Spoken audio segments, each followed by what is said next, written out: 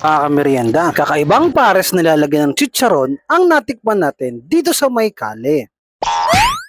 Bagong araw, bagong merienda. What's up, guys? Pagkatapos natin guys i-try itong Efex Fuel, isa pong bendong self-service gas station, dito lang po sa may kale, ay nagutom po tayo dahil medyo hapon na rin naman nung umalis tayo sa school. Kaya sa ating paglilibot ay ating pong nadaanan ang paresan sa tapat ng Sandia Home at katabi po ng Dali Kale. Napansin natin guys na nilalagyan ng chicharon ang kanilang pares dito. Kaya umorder agad tayo ng isa upang matikman ito at matimusan. Ops! Tikiman time! First impression guys, malasa yung sabaw at okay yung lasa ng pares. Kaya nag-try na rin tayo ng kanilang pares na nilalagyan ng chicharon. Ito ba?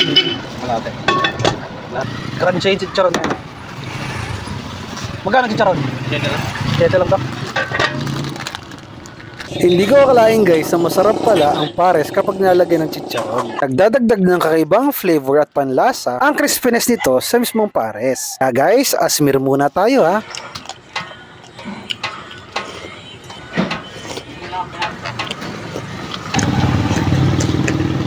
Guys, okay na okay yung pares. Tama-tama yung lasa, okay yung kanin, maganda pagkakaluto, okay yung sabaw, masarap yung sabaw guys. Yan yung chicharon na nilalagay guys, okay na okay sa pares. Kaya try nyo na rin dito lang sa may kale.